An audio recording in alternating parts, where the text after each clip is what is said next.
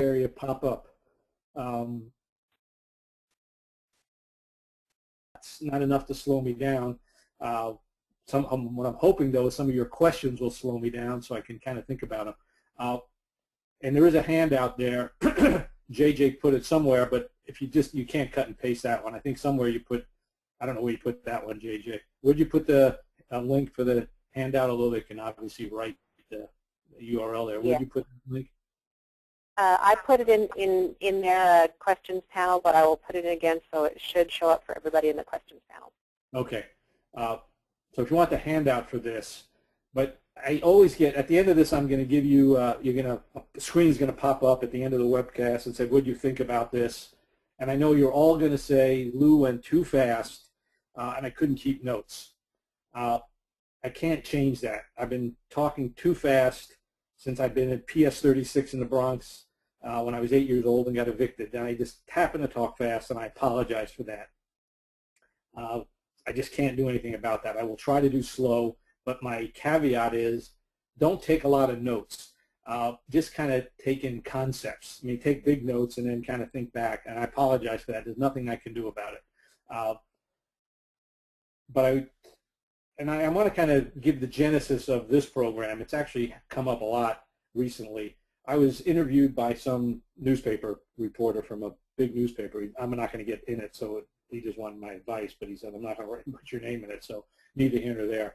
But the question was, do you have a national, or what is your take on, do we have a national skills gap crisis? And if you've been following me at all in the last month, I've been thinking about that, so that's what the catalyst for why he even called me and what my take was on it. And I started really thinking about it because I think we look at hiring backwards. And I don't know that we really have, yes, we do have a skills gap, but I think it's self-created in many ways.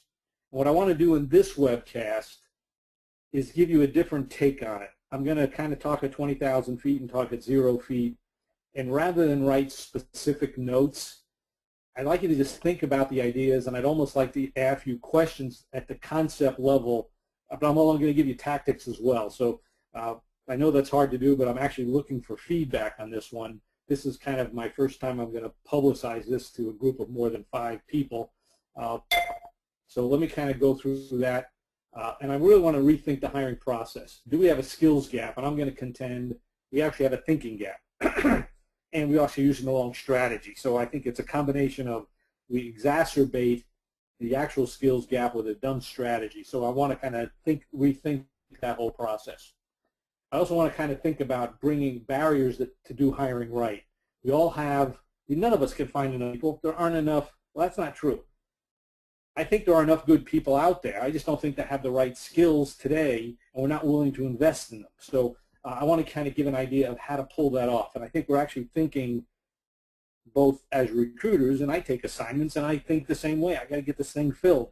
But then I also help companies think about strategy. It's a totally different perspective.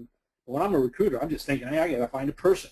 And I try to break a few barriers. So I'm kind of going from 20,000 feet to 0 feet pretty quickly. So it kind of leaves you breathless, leaves me breathless too. That's why I talk fast. Then I want to kind of introduce you to something which one of my big clients said, Lou, make it simpler.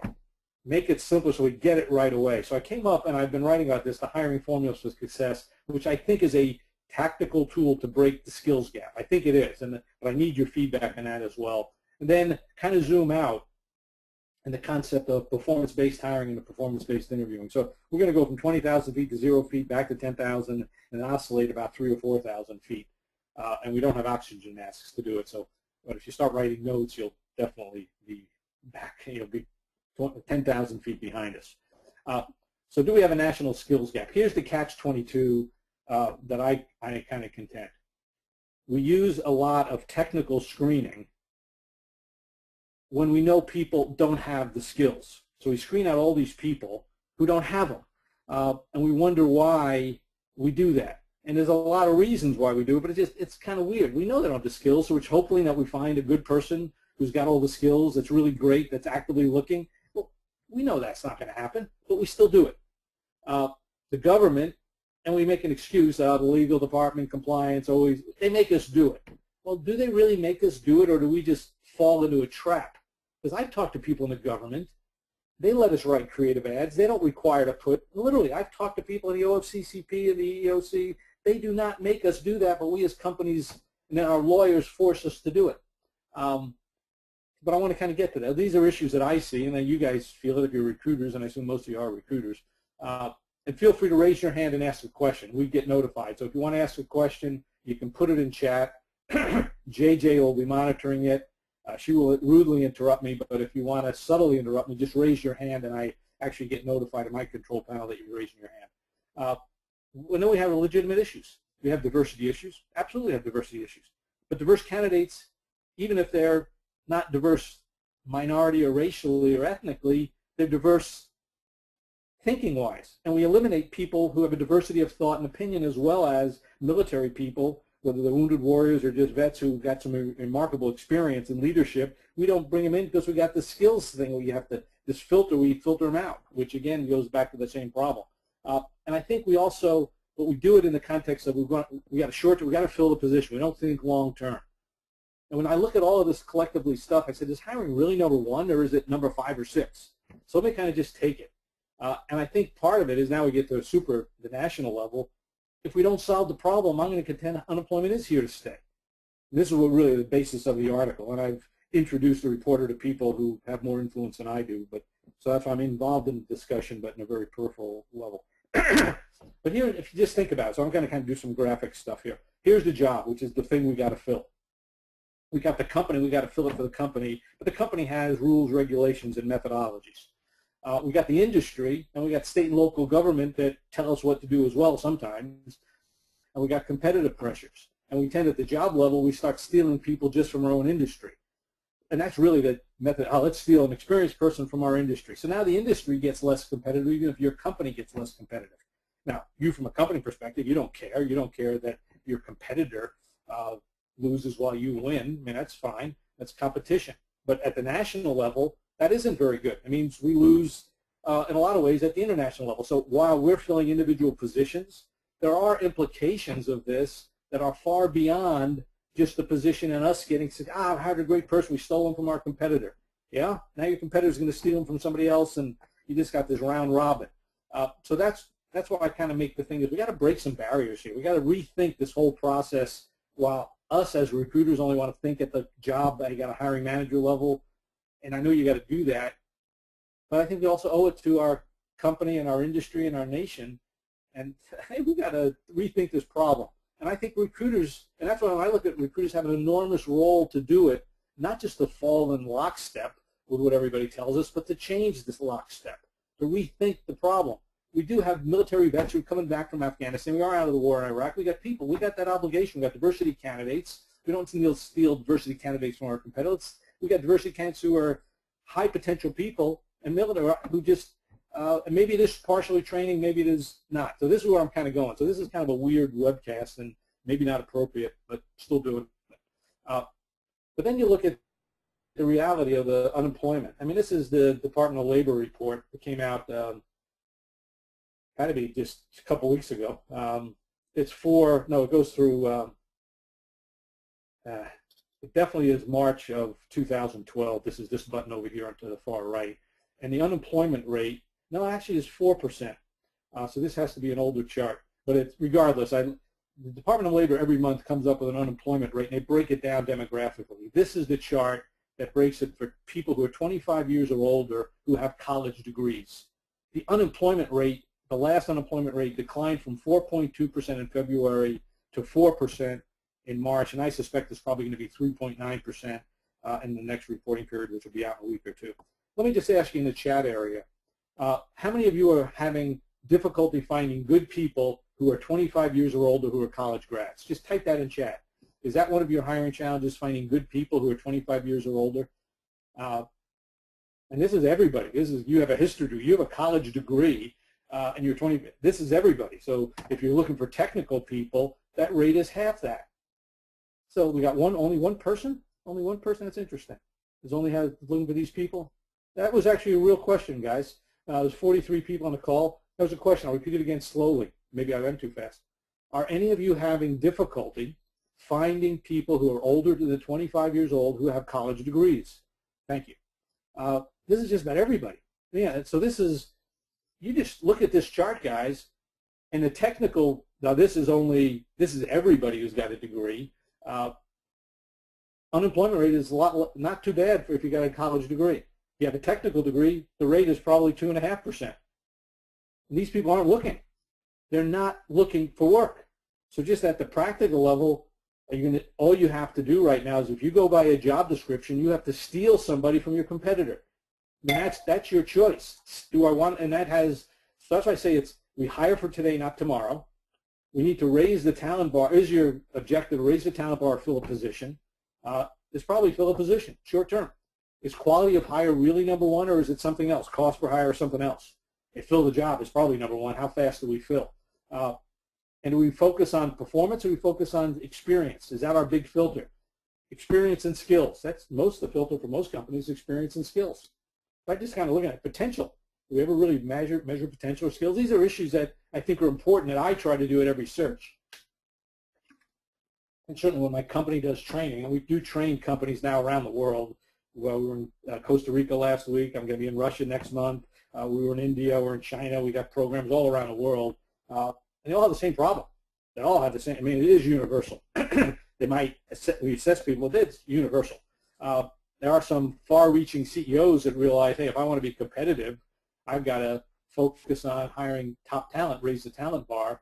But usually once the company gets about 500,000 people, it gets delegated to something else, and that message gets lost. And there really is a tipping point, which is sad. I mean, let me ask you this. At your company, is hiring an investment or an expense? Just type that in. In your mind, is hiring treated as a serious investment or as an expense to control? This is the actual cost of hiring, not the person's. Oh, maybe it is a person's salary too. But what would you say? Is it treated as an expense or an investment? Yeah, and in my mind, if you treat it as an expense, you just try to lower the expense as much as possible. If you treat it as an investment, everything changes. We got to be more serious about it. This is big money. We're spending $100,000 to $200,000 for each individual person. Even a 25-year-old college grad is making 70 grand. You add overhead. You're talking about 100, 110, 120. That's not insignificant money. So if we treat it as an expense rather than an investment, your whole mentality is kind of different. Is it a strategy or a tactic, surplus or scarcity? Let's kind of talk about surplus because I think this is issue. I want to talk about surplus. So this gets down to the real strategy. This is practical. I think I want to talk about strategy, but I want to actually combine it with decision making. So this is real important. And I've never, ever presented this in a webcast. I've actually put in a couple of articles here, and we're going to be focusing it. When you think about the decision-making process, there's really 4 big buckets of decision. And I'm thinking about who's in the decision. This is the candidate, the hiring manager, and the company has rules and regulations on how they're going to make decisions.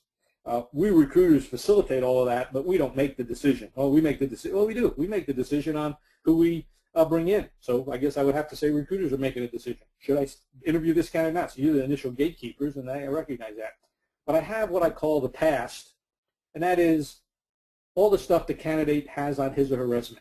The skills, experience, industry, background, academics. Let's think about that's what the person's built up, but it's a past. You then have day one, and we all look at, when we screen candidates and we put them in job descriptions, the heavy focus is on the past. Let's be real frank.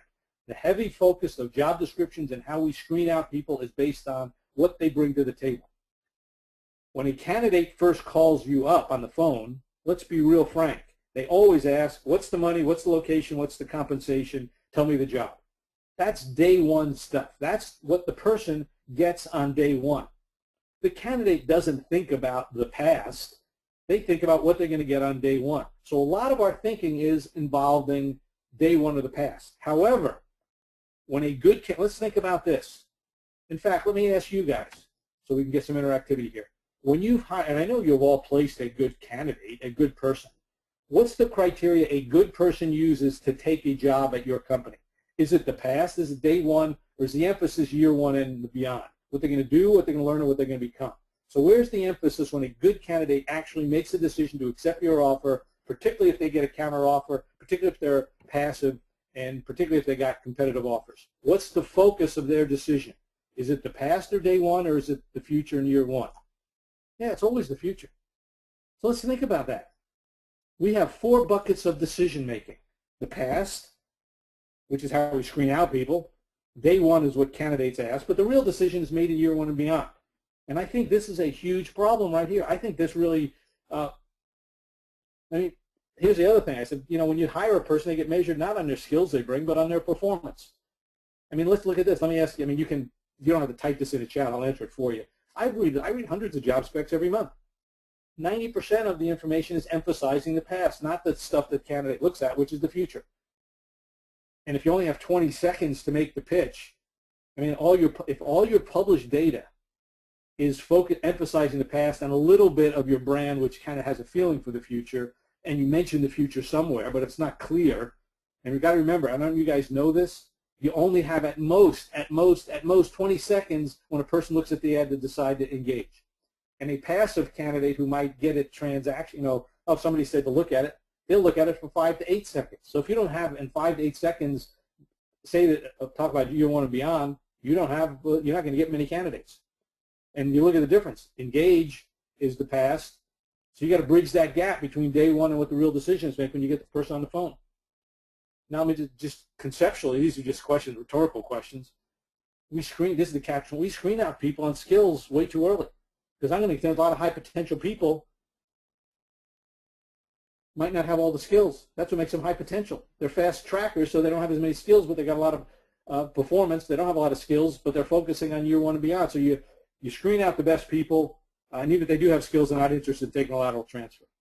Now, let me ask this question. This is, to me, my big bugaboo. The hiring managers, have you ever sent a good candidate into a hiring manager and the hiring manager blew the interview? Has that ever happened to anybody?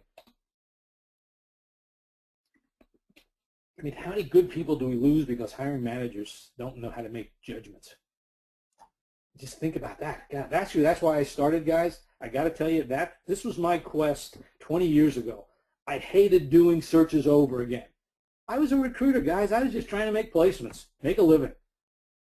But I made a real good living when I realized I didn't have to do the search multiple times. That was a deal breaker. I mean, that was not a tipping point. Oh, I just do a search once. Send 4 candidates and I hire one.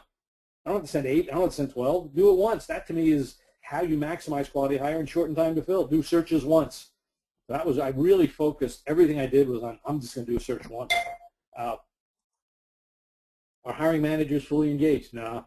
Are hiring and measured on hiring? Let me ask you, this is another very important question. If talent is number 1 at your company, wouldn't you think that hiring managers should be measured on the quality of people they hire?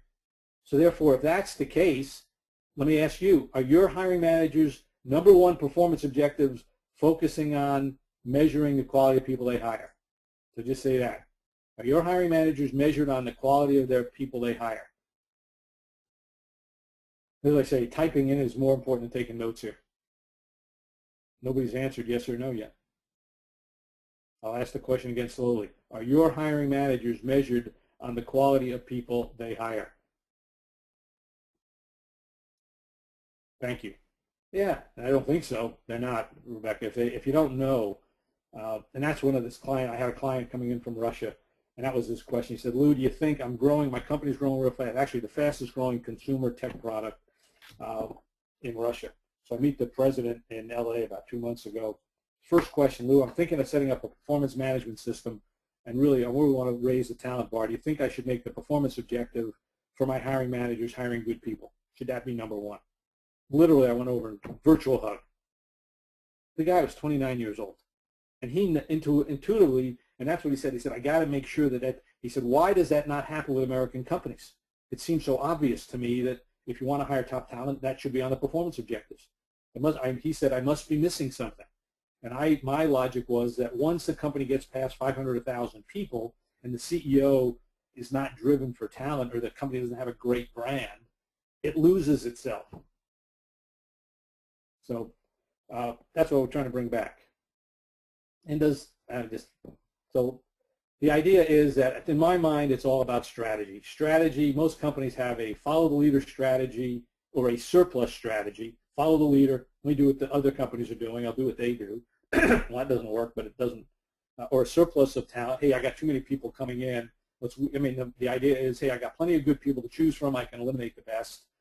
Or scarcity, which is I don't have. These are four normal strata. Or scarcity is, hey, I don't have a lot of good people. I got to go out and reach out and find them. Or short term, hey, I just got to fill a position. Interestingly enough, most companies actually have, or they don't have, a scarcity strategy. They have one of the other three: follow the leader, surplus, or short term. Scarcity is the one they should have, and that's what I'd like to talk about today: is scarcity challenge. JJ, any questions coming in? I'm not looking at it all that time. So, guys, if you have any questions at all, you want me to slow down, I'll try a little bit, or I'll rephrase a question slightly. I might say it rapidly, but if it's a hard question, I actually have to think about it, so they come out slower. Any questions yet, JJ? No questions yet, Lou. Okay. So, guys, feel free to ask your questions. Okay, so then this kind of goes back to, let's think about left or right focus, because I think that's breaking the barriers to right hiring. The hiring manager tends, let's be real frank, they tend to be focused left or right. I want someone with a lot of skills, a lot of experience, a lot of industry background. It's not a low priority to them. And that's not true. It's not a high priority to hire a person with high potential. They're not measured on it. So they're focused just naturally, and it's because that's, why would they do anything other than that unless they're a forward-looking thinker? Hey, I'm measured on getting my work done. It's very short-term, 3 to 6 month oriented. I got to get people doing. I'm not getting measured on hiring good people. I'm not getting measured on hiring people that can grow and develop. So the focus is naturally to the left. Even if they're a good person, good manager who thinks that, they said, it's not in my best interest to do that, to hire a high potential person. It might be logical. I'd like a high potential person with experience. That's in their best interest. So we kind of set the stage for hiring managers to screw it up. It's not their fault. We've set the stage. There's a few good hiring managers, and we know it. Us good recruiters who say, okay, hey, let's break this. I can find a high potential person, but that person probably is making too much money. Oh, I can't do that. There's a lot of good people in the market. No, there aren't. There's only in our area, is only unemployment rate is less than 4%. Well, what can we do? Well, we can hire people a little bit less experienced and paying the same amount of money. Oh, okay. Or we can hire people a lot of experience and paying a lot more money. I mean, there are things we can do, but that's a discussion you have to make. And I don't think we actually have that discussion. We have candidates. Now let's throw candidates in the mix, the person who you're going to hire. They're thinking day one. They're thinking, and there is a lot of behavioral economic theory on fear of loss, and a job is the biggest fear. You already have a job. You're fully employed. You're a good person. The fear of changing jobs is 3 times more powerful. Obtaining something better is 3 times less important than losing something I already got. The fear of loss. It's just like spending money. I don't want to invest in Facebook, which was a good decision. I got this money. I don't think it's going to make it. Well, the fear of loss is a lot more powerful than the opportunity for gain. So you got to break through that if you want to hire passive candidates. Then you got supply versus demand. Hey, we got a lot of people looking for these same people. So you got a lot of stuff going on here, guys. Then you got the company. Most companies have a fill a position, a surplus mentality. Their workflow is designed based on their ATS. They're not thinking talent. They're thinking, oh, fill positions. Although they say they're thinking talent, they haven't done the stuff that would, yeah, we want talent as number one, but we're going to underpay people. Well, you can't have that as your strategy and not make sure all the stuff behind that strategy works. Recruiters certainly have a role there. Good recruiters understand what's happening, but you put good recruiters in a tough situation and give them too many recs to fill, they're not going to be able to perform. So you got all these stuff going on here, and I'll just simply say we're focusing too much on the left and not enough on the right. So that's the story. But how do we break that barrier? So I'd like to talk about that. But any questions right now, JJ, because this is a tipping point. I've made my case. Yeah, and I don't know exactly what Heather is saying there, because the question, but I think, yeah, it should be part of their bonus structure too. The performance review and bonus. Hey, you're supposed to hire 4 people, and you hired 4 people, and their performance was above average, but not stellar. Regardless, so there's a bunch of issues here. So if there's no questions, I'm going to move forward, but don't hesitate to ask questions. Anxious to hear now how to Yeah, I was just going to say we do have a few questions about how to deal with a difficult hiring manager, specifically old school hiring managers that still stuck on skills and experience, and then also if you're a third-party recruiter. Yeah, okay, good. That's a good question, JJ. I'm going to actually get to that, so I think those are good questions. I'll tell you how I get to it, but let me kind of take one step and then show you how I get to it. So I want to kind of look at, I'm going to kind of break out strategy in three different big buckets: the attraction strategy, the assessment strategy, and the hire, which is negotiation strategy. And I'm also going to suggest that we have two types of strategy. A scarcity of talent strategy means the demand for people is greater than the supply, which is most cases for good people. That's the top part. And the surplus strategy is, hey, we got plenty of good people, so we can just weed out the weak. Well, if you go with that mentality, to weed out the weak, which is a surplus strategy, you kind of, but let me kind of do, we've done a lot of surveys with LinkedIn, and I think you probably read those, and some of you have, certainly. 17% of the people on LinkedIn are active. Only 17%. 83% are passive. And fully employed people, if they have a decent job, even if they're passive and somewhat open to look, you better have something real good to look. So on LinkedIn, if you use that as a primary tool for sourcing, which you should, most of those people are passive candidates, and you have to use a scarcity strategy. Well, think about it. A surplus strategy is generally high volume, fill the seat with the best people who apply. Because it's problematic on who applies, quality of hire is problematic. Yeah, you're going to get the best of the best who apply. And if only a C+ person applies, and you're desperate, you hire the person. And that, I'm going to contend, that's why hiring managers don't make decisions quickly, is they're looking for an A-level candidate, but you're sending them the best people who apply. Well, then that's catch-22. It won't work, guys. It's the strategy that's wrong. You got to kind of go what I'll call a scarcity strategy, which tends to be low volume, but you target an A-level person or a B+ level person. You have to define A-level and A+ and B+ ahead of time. Now, this is how I work with all hiring managers, whether I'm a third-party recruiter or a corporate recruiter. We proactively look for good people. A couple of weeks ago, I gave a webcast on, and I'm doing another one with LinkedIn, but you got to go through LinkedIn on how to find people in 72 hours. A slate of great people to present to a hiring manager in 72 hours. It can be done, but you define success up front and you target it. That's a totally different webcast, and it's called the golden rule of recruiting. You'll find it somewhere, maybe record it somewhere, I don't know. But if you're looking for a person and you get a person in 72 hours and then you fill the position within 2 weeks, the manager's going to make the decision. Manager's got to make the decision in a week after they've seen your account. And they see everybody. And they make a decision within a week to 10 days. Well, now you're closing the deal, and from taking the intake meeting to 2 weeks, you've hired a person. Or maybe they haven't shown up yet, but you certainly made a decision to hire, and then you got to kind of wait a bit. But now you've made the decision quick, and you load your cost per hire, and you maximize quality. That's a pretty cool, I call that the trifecta. And then there's stuff in between, Talent Hub, search engine optimization, but I don't think those are just variations of a surplus model. They're not as good as I would like. I'd like to just throw it out and let's go after a scarcity model. But when you use a scarcity model, you do maximize quality of hire, you minimize time to fill, 2.5 weeks, 3 weeks, and you reduce the cost per hire. But the focus is on focusing on finding good people, not waiting for a good person to apply. That's a fundamental rethinking of the process, but it's because you're thinking scarcity, not surplus. But the idea to do that is, in every case, I go back to the candidate now, you got to think year one and beyond. You got to think, okay, my advertising has got to be careers, careers, careers. It's not day one. It's not skills. It's not. So you got to throw away your job descriptions. They're not any good. They will not help you. They have to be taken out. I don't care if you want them for comp issues.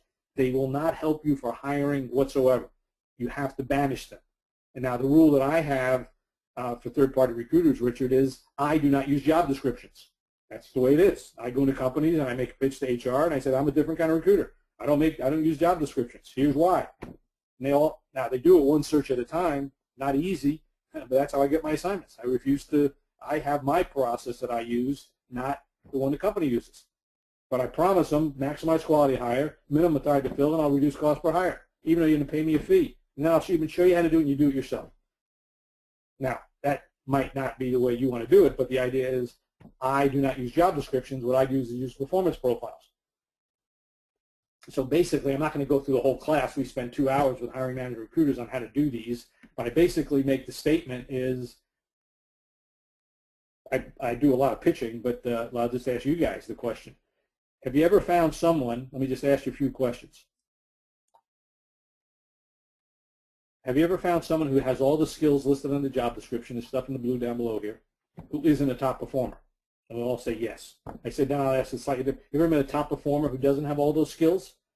And they say yes. I said, why would a top performer who's fully employed take a lateral transfer? You ever found anybody like that? And they say no. I said, so the job descriptions don't help you. I mean, let's be real frank, guys. You got to think something different. I said, what if we define success? What does success look like on the job? And we worked at it. I said, hey, when I asked our manager, hey, if I could find someone who can do all that work, grow sales, to actually do stuff, to actually define the work that people do, let's define success. And this is my intake. This is what I do in my intake meeting. I define success. And I just say, hey, if I find somebody who can do all this work and has a slightly different mix of skills, would you at least see the person? I have never had it. No, that's not true. 90% of managers say, of course I'll see the person. I'm not even saying I don't even hire the person. I just see the person. Oh, yeah, sure. I said, and because frankly, a high potential person is probably going to have less skills but has done all the work. Would you want to see that person, a high potential person who's done similar work but has a little less skills but is on a faster track? Oh, you bet. So now I just got hiring managers to stop using job descriptions. Now, this takes an hour and a half in a training class to get managers to do it, but here's the premise. It's what you do with what you have, not what you have, that determines success. Having the skills doesn't determine successful work. If you can find someone that has done successful work that's comparable, I guarantee they have the skills. That's reversing the logic. The driver is the work, not the skills.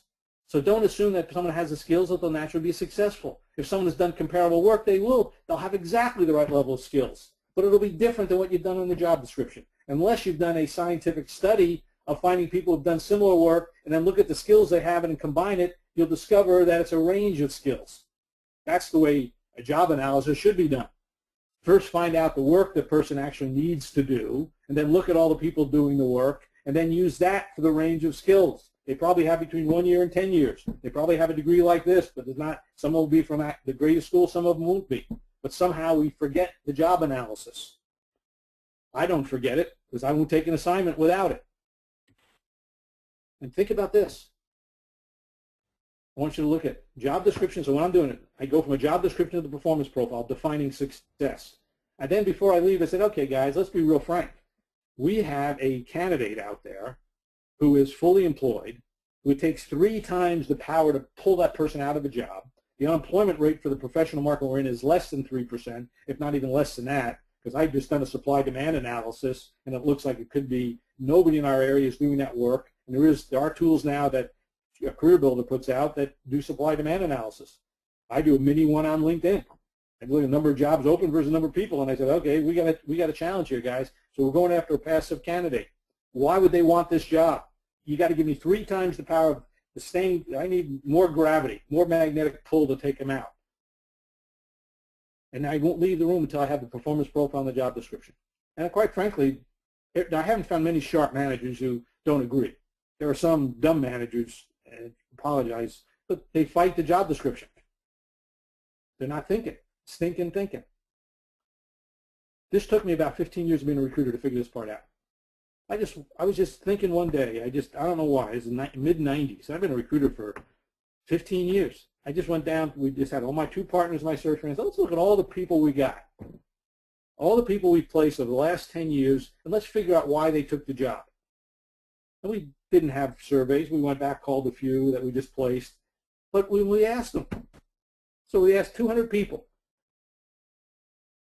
90% of why they took the job was it's the work they wanted to do and the employee value proposition, what they're going to learn in the future.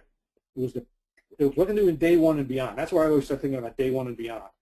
And there have been a lot of studies done subsequent to that, or maybe in parallel I hadn't read, that prove that. People leave, people take jobs for these reasons, they leave because they're not getting it for one reason or other. It's usually the hiring manager. So here's how you write ads. So now let's get real practical. Here's how I write an ad. What's the employee value proposition? I lead to the EVP. I emphasize what they're going to be doing in the job description. I minimize the skills. Is this how candidates make decisions? I want them to start thinking. I got to bridge the gap from day one to beyond. So I emphasize what they're going to get in advertising, in words, in scripts. So everything we do is based on this kind of a roadmap. Lead with the future. Emphasize the present, minimize the past. And I got to do that when I'm talking to hiring managers. Now that starts making me think of those 4 boxes, the past, day one, year one, and beyond. I'm focusing on the right order. And a lot of articles I've written is put the cart before the horse, which is this. No candidate. Have you guys ever had a candidate in your mind that you've talked to that said, I took the job, I took a great job that I had because I wanted to get more skills doing exactly the same work? And it's idiotic. Nobody does that. But we emphasize skills and experience. Here's a description of a job I did for search right before Christmas. I was looking for, I needed someone for a financial position who worked for the big entertainment companies in Southern California. And it was going to a smaller entertainment company with my client, where they'd actually be working very closely with production people, artists and designers and filmmakers and producers and all that stuff. People actually make films. And I knew, because I'd done a lot of work with the entertainment companies in the 90s. That was probably my biggest area. Disney was our biggest client in the early 90s, probably plus 30 people in the financial group. So I knew all these financial people. And I knew why they went to Disney. I knew why they didn't like it after 3 or 4 years, because they're only doing accounting. It's cool, state-of-the-art accounting, but they're not helping make movies. So I went on LinkedIn and I found some people, but I wrote an ad within 15 minutes that this was the ad, Oscar-winning controller. And it does all that stuff. I had an attention-getting mechanism. The focus is on year one and beyond. Here's the stuff they have to do. Upgrade every single accounting process, rebuild the admin time, rebuild the budgeting, take on a monthly analysis. Here's my skills down here. We need someone with a CPA and an MBA credibility. That's it. That's all I have on skills. Oh, maybe here I said most important. Here's how I wrote, must have entertainment industry accounting experience. I said most important is a hand-on understanding of the weird entertainment industry accounting treatments associated with a dozen independent collaborators involved in every production. I thought, it says, does that say must have 5 years of entertainment accounting? No, because there is a special, it says what they're going to do with it. The same exact thing, but I put in cool words. And then if you pull this off, all the folks you'll be working with will be thanking you when they receive their Oscars and Emmys. EVP, it's right there. Compliance, it is in compliance. Objective criteria. I don't care if you're old or young, green or black, yellow or green, Philistine challenge or not, a military vet, wounded warrior. If you can do this work, you deserve that opportunity. This is, and on the other hand, if you can't do this work, you're not getting that opportunity. I don't care if you're old or young, black or white. I don't care how, whatever. This is in full compliance. It is reviewed by the #1 lawyer in the country for OFCCP at Littler Mendelson. Compliance. Now, some people say, oh, I can't write that kind of ad. Oh, that ad is not good. I would never do that. I would never do that. Well, who cares? If the candidate, I would never do it. If the candidates don't apply, I wouldn't do it either. It's nothing to do with whether I like this or not, doesn't matter. I just happen to know because I worked in an industry that good candidates would apply for this job. And they did. And they're all passive candidates. And all passive candidates, in fact, I texted this woman to a passive candidate who I knew in her interest she did something very creative. I won't say what she did, but she did something creative on the weekends. So when I saw that, I just texted her and said, hey, it's a cool job. And actually, she made food products, and I just said, where can I get your food product? That's what she did. Accountants don't make food and sell it to restaurants in L.A. But this woman did. I said, hey, here's a cool job. Where can I get your product? And here's a cool ad. Called me in 5 minutes. She was the #2 person. Great person. Loved the ad. Okay, so let me just stop there. I don't have, this is going to take longer than I thought, so I'm going to shorten the second half. But what do you guys think about this? Does it make sense, not make sense? I want to kind of just give you the formula for hiring success, and we'll go there. Any other questions, JJ, that are direct and impactful? No other questions, just a lot of people saying it makes sense, it's good stuff, it's great stuff, that kind of stuff. Okay, great. Well, let me kind of show you how I now you got to do all this stuff. Now, this is all the assessment piece or traction piece. You do got to assess the person. So let me just kind of give you, I still have to bridge the gap on assessment.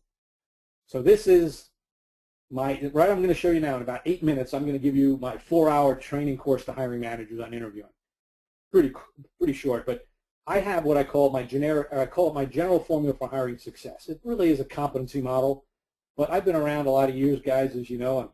I literally am getting Social Security. I get all the Social Security because I got taxes, so I just wanted to do it. So I'm 66 years old. Been around a lot of years.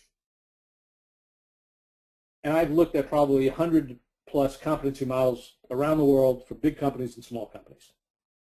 Some of them are very good and very scientific. Some of them are dumb. But the ones that are good and scientific, the problem is people don't know how to measure them. But basically, in all my personal years of recruiting, I said, okay, this is really what I think are the core competencies. You have what I call above-the-line competencies, which are generic. Oops, let me go here. These are generic competencies. Talent, ability to do the work. Management, meaning organizing yourself, self-directed, getting time on budget. I mean, making it happen and executing properly. If you're a senior level manager, it's bigger. Working and collaborating with a team and thinking and problem solving and decision making. So those are the core competencies, with I'll call motivation as a critical competency as well. And you have to have that to even be in the game. And I think, unfortunately, when I find people, we don't usually miss those. We miss some of them sometimes, so I don't want to minimize that they're not important. Generally speaking, companies figure that part out. If they assess it right, that's a different issue. But and I think you guys would think about all the people who underperform, good people who underperformed, it's because of situational factors, not the core. They're good people. They just underperformed. They didn't like the manager, didn't like the job, didn't fit with the company, didn't collaborate with the team. Company was growing too fast. Company not growing fast enough. I didn't know I was supposed to do that. That's why people underperform. It's for all these, they don't fit with the job of the manager or the company. We have a formula, hey, you got to both fit with the job, and that's where so now I go to my third-party recruiter guys, I show them this too, is I said, if I don't know the job, which is that performance profile, how can I possibly figure out if they fit? Why would you want me, the recruiter, out there in the field looking for people and not knowing your company, your culture? So, and I think there are some good third-party recruiters who are embedded in the company, and they can, if they work well with the team, because I think there is a critical role for third-party recruiters. We're not going to get into the strategy of when that role would be, but I think it's got to be part of a strategic solution, not a fill-the-position solution. So now I go back to the third-party recruiter. Are you just a fill-the-position kind of a recruiter, transactional, where you get a candidate, or are you really part of a strategic solution? So now I go back and I said, if I was a third-party recruiter today, I would want to have a process, and I want to be part of a strategic solution. Not all the spots, but in certain situations, you play a critical role that they can't fill. And that's how I would position it. But it's right here, is how can I possibly find a person if I don't know what's in the bottom part? I call it the bottom part of the equation. And what I do is I use the phone screen to figure out they're basically competent, and a more detailed interview to find out they're situationally competent, and I focus on motivation to do the work. I mean, if I literally had to say, that's 4 hours of training on doing that formula. And I go through it this way. I'm only going to do it here. I'm only going to give the part about making the trade-off. So this is the way an interview would typically go. You look at the skills and experience, and it's something I call the achiever pattern, which is this person in the top half of the top half, which is a real critical decision. This is where I break the barrier to not having enough skills. And it's why I had the hiring manager do a performance profile. I then look at the core traits, then the job-specific traits, and then motivation squared. So this is the way our interview. Now, again, 4 hours, I'm giving it in 8 minutes. So I review the resume or profile. I determine how active or passive the candidate is. And if the candidate's passive, absolutely not looking, I know I got to bridge the gap, meaning I know they're thinking day one, and I got to get them think year one, and I got to add an exploratory step. I know that I just have to go slower with a passive candidate, and I have to get the hiring manager engaged. However, if this candidate is an achiever, which meaning is in the top half of the top half, that's a major decision point for me. Is this a high potential person who might have less skills? That's a real key decision, guys. Because let me ask you this, would your managers, if you went to your manager and say, hey, I just found a high potential person, but a little bit different mix of skills, probably not as heavy as we wanted for the job, but really a high potential person, would you at least see the person? Maybe we could rescope the job. What percent of your hiring managers do you think would say yes to that? So you find somebody who is really strong but a little lighter, but really a top person who they could develop and grow. What percent of your managers do you think would say yes to that? None. Wow, that's too bad. Yeah, there are some, Matthew, that would say none. Anybody else? Let's have a couple people. So again, think about this. What percent of your managers would be willing to say, I got a high potential person, Now at LinkedIn, just so, because I did a training at LinkedIn a couple of weeks ago with about 50 managers there, 80% said they absolutely would. Absolutely would. So that was really a key break. But not only, come on guys, okay, 75%, 50%, okay, that's fair enough. I mean, it is what it is. But to me, this is real critical. Actually, that's why I did the performance profile. I get them to at least think about that. So to me, this is critical. So also, this is critical. Not all of them do it, and I recognize that. I remember working at Broadcom. We trained 500 managers there, and it was about 50%. And I used the example, hey, you guys are building a battery circuit to be used, and this is the iPhone 1 or 2. That was 5 years ago, so whenever that. And I said, right now that phone, most phones get about 2 to 3 hours. I know, I don't actually know your spec is, but I just understand that you're trying to get at least 5-hour battery life for the smartphone. What if I know you're looking for jobs because I saw the job app posting, and it had 6 to 10 years experience. What if I showed you a person who had 3 years experience and had done a lot of work similar to that? Would you at least want to see him? Well, that question was pretty much what I just asked you. 90% of the managers, and we asked this we probably trained more than 500 managers. That actually, the way I phrased that question, most of them actually were open to that. So maybe it's the way you phrase the question. But to me, this is a cool point. This is how you break the skills gap. And here's what I do. When I look at a person's resume, I'm determining, are they getting rapid promotion? Do they have special awards? Do they have more patents? Are they being assigned things differently? They do white papers. They have fellowships. They get grants. I mean, I just know, I don't know in general, but I know that people on their resume forensic meaning there's evidence, if they're really good, high potential people get put on bigger projects. Now I'll go back to my accountant. The accountant I had, who I thought responded to that controller ad, was only 30 years old, maybe 31. CPA from PricewaterhouseCoopers, 3 years. She then went to a major entertainment company in New York, one of the TV production companies, and in her first year she worked on a project with the CFO. This is someone who's 26 years old working as CFO. She then got assigned an international project on a big accounting project working directly for the CFO. She then came out with a division of that company out to Southern California and is getting her MBA. And I said, who's paying? Oh, I'm on a fellowship. So she was on a work-study fellowship, getting her MBA. She'd worked with that. So she was 30 years old. She's a world-class person. I knew the client wanted someone 35 to 40. They did see her. The CEO agonized over her, but decided she just was a little bit of a rookie because she had never really worked independently with producers. And I mean, it is different. She had never really done that, and I actually supported that decision. But neither here nor there, they were delighted to see her. And they basically said, if we could find a role for this person, we'd hire her. Number 2. It wasn't a big enough job, number 2, but regardless. Those are decisions that I like to make. Sometimes I find and as a third-party recruiter, guys, I probably made, I'm working on a search assignment. I find a great person. Hey, this person's great. You got to see him. They create a job for that person. And I made more placements. I mean, that's called running with an all-star, or whatever you want to call it. It's a technique, a marketing technique, a third-party recruiter. I used to use it all the time. I don't do that anymore, but why wouldn't a company want to do that? It's how, hey, you got a great person. Let's just find a job. So I think that's important. Let me just kind of give you the whole interview process in 3 minutes, and we're going to end this. What I do when I ask questions is I ask candidates to dig deeply and tell me about their major accomplishments. And I'll spend 10 to 15 minutes on each accomplishment so I really understand in depth the accomplishment. Team accomplishments, managerial accomplishments, technical accomplishments, fit accomplishments. I tell them, hey, one of the big things we're going to do is launch this new product quickly. We've got to design this battery circuit quickly. Tell me about something you've done, anything related to that. So what I do is I get a series of accomplishment-based questions over time. And I actually divvy these up amongst the interviewing team. But when you really look at accomplishments over time, you really start seeing their trend of performance. That graph itself actually, if they have an upward graph, they're a high achiever. And if it's flat, it means they're probably a lot of experience. And if if they don't do high quality work, I don't even bring them in. But that chart tells me a heck of a lot right there.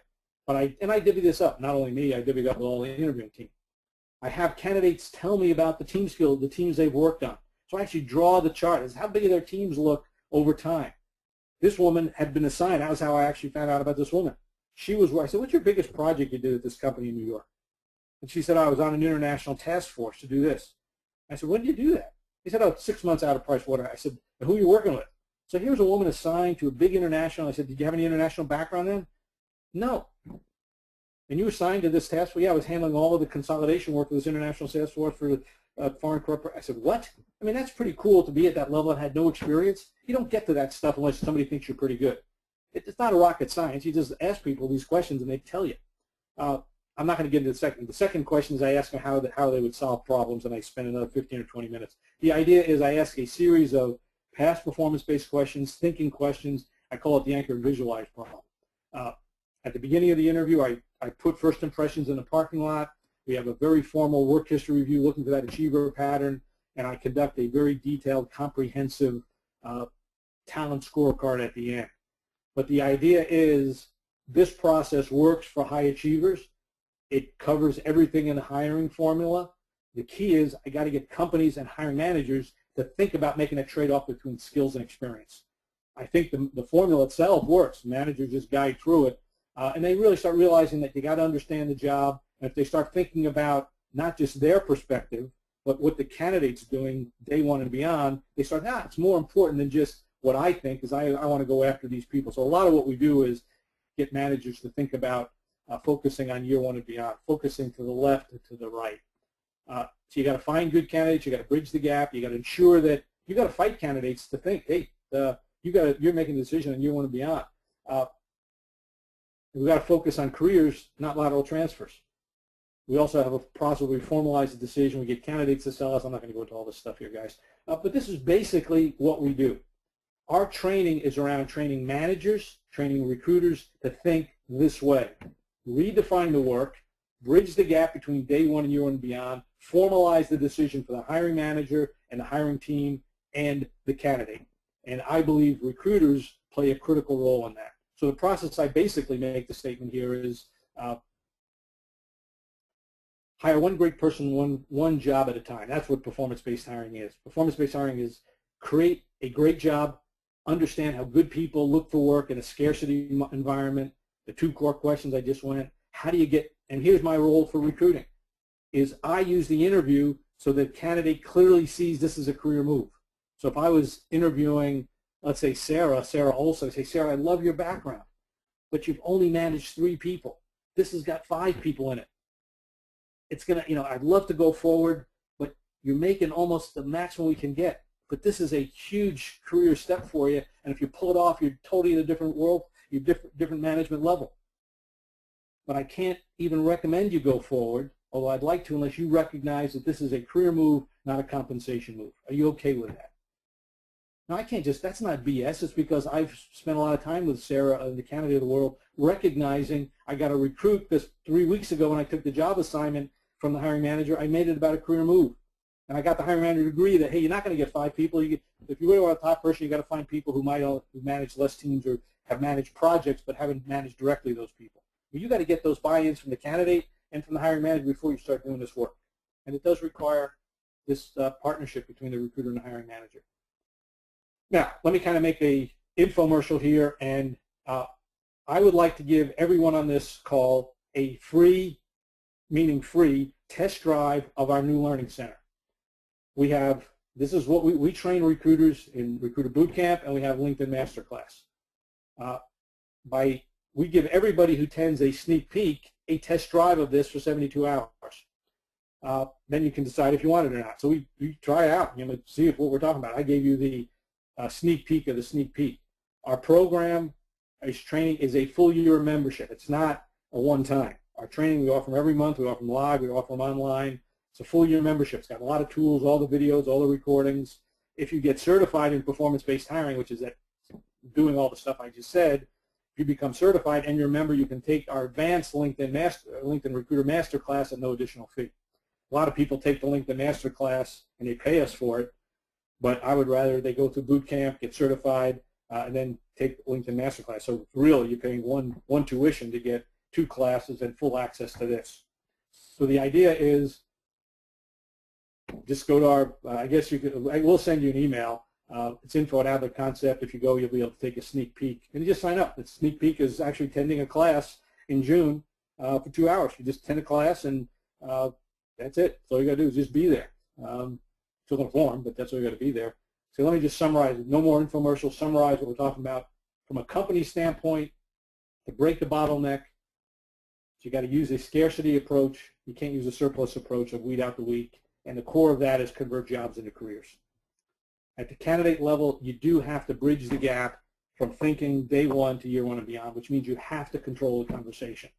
Our programs do that. A lot of work. I mean, although it's 2 bullet points, there's a lot doing. You got to understand the nature of the candidate and how do you control the whole process. And the hiring manager, you got to define success up front. You got to get the manager at least think about seeing somebody, even not going to hire. Just talk to the person. And in my mind, you got to measure their ability to hire great people. That's probably a company issue again. So with that, I'm going to open up the questions. If not, I'm done for today. But I am going to, when you check out of here, you'll see a quick evaluation form. I'd really, really, really appreciate if you complete the evaluation form. If you got some, even if you didn't like it, just tell us why you didn't like it. If you did like it, tell us why you did. And even if you say, Lou, here's a way to slow down, don't just tell me to slow down. Give me a how to slow down. And I really do. I'm actually trying to slow down right now. It's hard. When I get excited about this, it just kind of pours out. So any questions, JJ, that have come up or not? Yeah, there's one question about loving the techniques and the concepts, but how do you make it work if you're in a corporate environment and have high volume of hiring that you do? That's a great question. And quite frankly, that's typically what we're faced with. So what I tell recruiters, and typically some recruiters come on their own to our class, but typically it's a recruiting manager who comes in and says, hey, I want to train my recruiters. And I say, well, let them at least do one assignment this way. Just do one assignment exactly the way we say. Find one manager who's easy to deal with, who's in the 50%, who's open to it. Work it through, do exactly what we say for one assignment, and now all of a sudden see if they can scale that out or decide that the person's a full cycle recruiter or assign them to another assignment. So that's how we do it, and it is not easy.